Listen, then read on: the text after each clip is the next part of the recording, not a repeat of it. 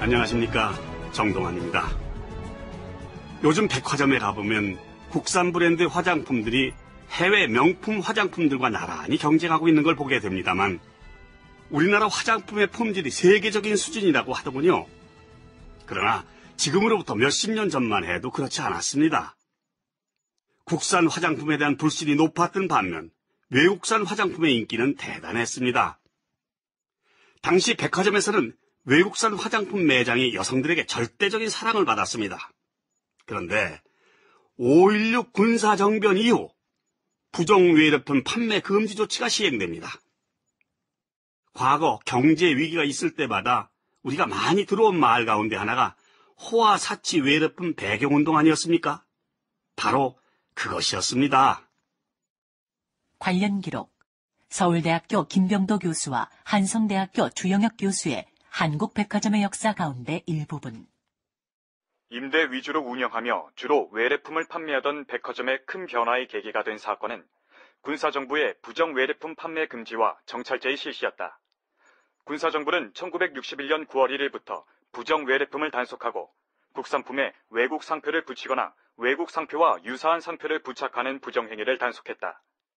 군사정부는 일제 단속을 시작하기 전인 7월 15일부터 8월 15일까지를 준비기간으로 정하고 이 기간 동안 합법적인 상표를 붙이고 신규 상표를 등록하도록 했다. 군사정부가 정한 부정외래품 판매 금지가 실시되기 전부터 백화점은 술렁거렸다. 임대 매장들이 철수하기 시작한 것이다. 미도파 백화점의 경우 180만 하던 2층 여자 양품부 매장의 권리금이 며칠 만에 25만 원으로 떨어졌고 그나마 매매도 없었다. 그러나 화장품 매장만은 예외였다. 코티분 있어요? 예, 아직 몇 개 남았어요. 세 건만 주세요. 네. 자, 여기 있습니다. 얼마죠? 27,000원입니다. 아유, 무슨 소리예요? 한 값에 얼만데요? 한 컵에 9,000원이요. 아, 원래 4,500원 아니에요? 매장이 문을 닫잖아요. 코티브는 없어서 못 팔아요? 뭐 어떻게 사실 거예요? 안 사실 거예요? 여기 이분 안 사시면 제가 살게요. 여기 27,000원. 아니에요. 살게요. 주세요. 저기 그러면 코팁은 더 남은 거 없어요? 2개 남았습니다. 그럼 그거 다 저 주시고요. 이 립스틱은 얼마예요? 10,000원이요? 오전에 왔을 때 7,000원이더니. 분 콜드 크림 립스틱은 지금 부르는 게 값이에요. 어떤 고객분은 오늘 하루만 30만 원어치 사갖고 간 분도 계세요. 뭐요? 아무리 인플레로 쌀값이 올랐다고 해도 요즘 쌀 한 가마의 가격이 2만 원 안팎인데 화장품을 30만 원어치나 사간 사람이 있단 말이에요? 서울 시내 백화점에서 부정 외래품의 판매가 중단되자 서울 시내 대부분의 백화점들은 존폐기로에 놓이게 됐다. 1961년 9월 11일 서울경제신문. 10일 현재 화신과 종로백화점은 자리가 좋다는 1, 2층의 반 이상이 비었고 신시는 1, 2층의 3분의 2, 동화는 2층의 반이 비었다. 톱을 고수하던 미도파도 3층과 2층의 반이, 1층의 3분의 1이 텅텅 비었다. 미도파, 동화, 신신 등의 포목상들이 약속이 난 듯이 백화점을 떠나갔다.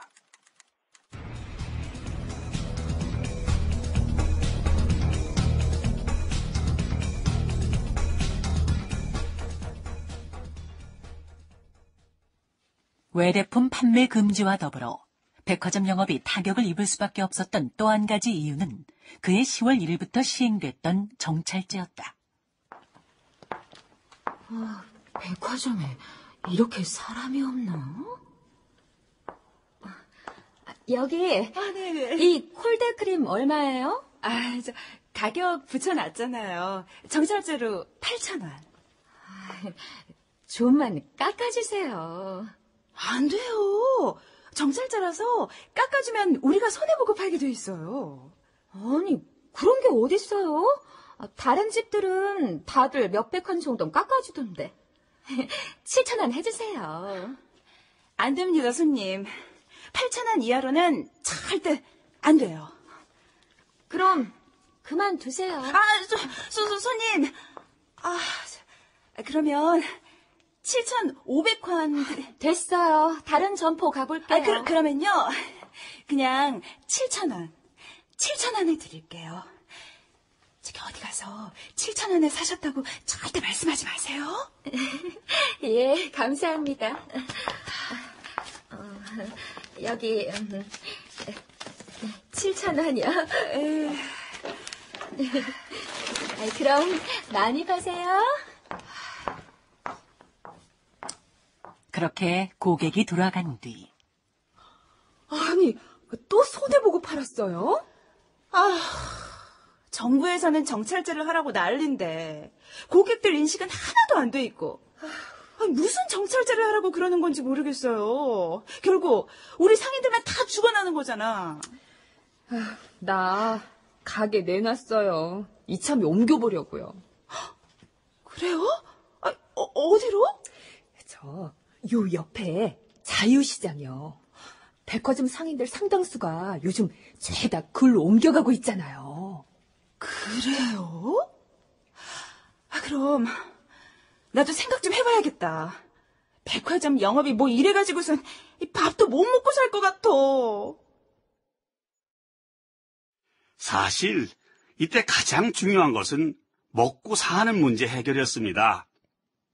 국민들이 끼니를 걱정하던 시기 아니었습니까? 정부는 경제 개발을 위한 공업화에 주력하고 있었고 그러다 보니 유통업에 대해서는 정책적으로도 소홀한 부분이 없지 않아 있었습니다. 어쨌든 군사정부의 부정외래품 판매 금지 조치나 정찰제는 백화점 업계에 싫든 좋든 일종의 변화의 바람을 몰고 올 수밖에 없었습니다.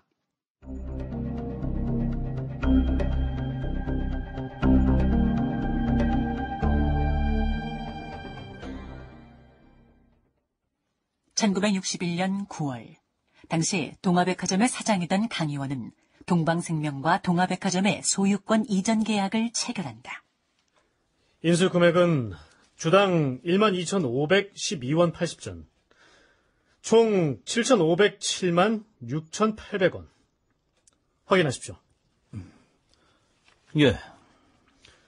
확인하셨으면 여기다 도장 찍으시면 됩니다. 예. 당시 동방생명이 사들인 동아백화점의 주식은 모두 85%, 그 외에 동양화재가 14%, 동남증권이 1%를 소유하게 된다. 우리가 물어볼 건 아닙니다만 앞으로 어떤 식으로 운영을 할 계획이십니까?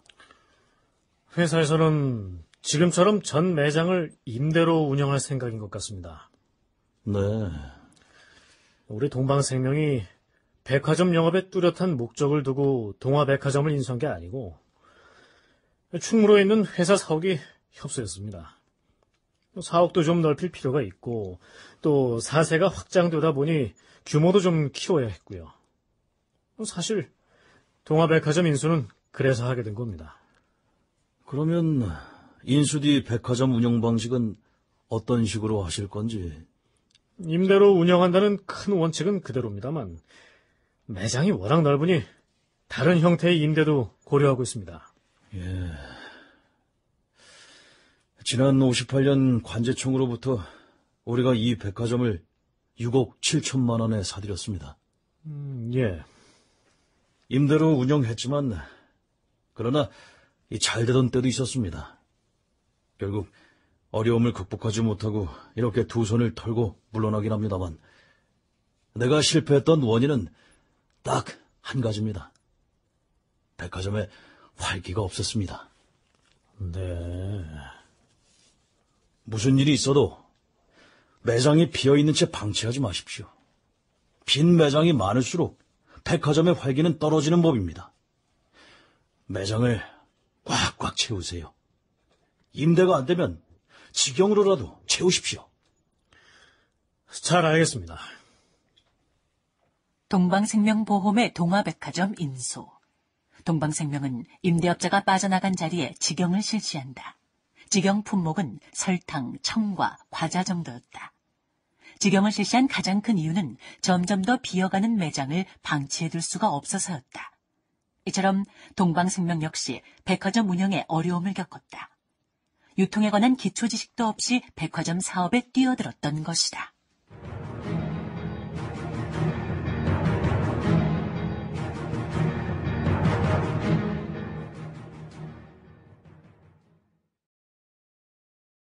동방생명이 동아백화점을 인수했던 1961년, 우리 현대사는 격변기였지요.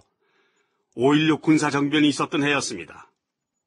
미국은 1958년부터 무상원조를 줄여나갔습니다. 그런 상황이다 보니 당장 먹고 사는 데 필요한 게 아니라면 사람들은 소비를 줄일 수밖에 없었습니다. 백화점업이 어려웠던 데는 여러 원인이 있었겠습니다만 이와 같은 사회적 분위기도 한 몫을 했을 겁니다. 그런데 말입니다. 바로 그런 즈음 동아백화점은 새로운 전기를 맞게 됩니다. 그 새로운 전기는 동아백화점만의 전기가 아니라 우리나라 유통산업의 전기이기도 했습니다.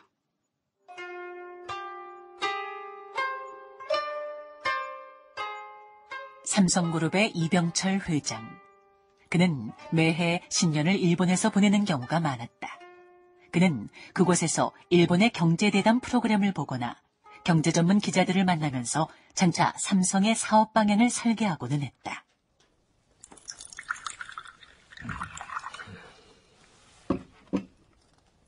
(1963년) 초 어느 날 이병철 사장은 삼성그룹의 한 임원과 마주 앉았다. 동방생명 창업자 강희수 사장이 얼마 전 별세하면서 동방생명 사세가 많이 흔들리고 있습니다. 그쪽에서는 우리 삼성 같은 경우 자본도 탄탄하고 사회적으로도 희망이 있다고 하면서 동방생명을 인수할 의사가 없는지를 물어온 겁니다.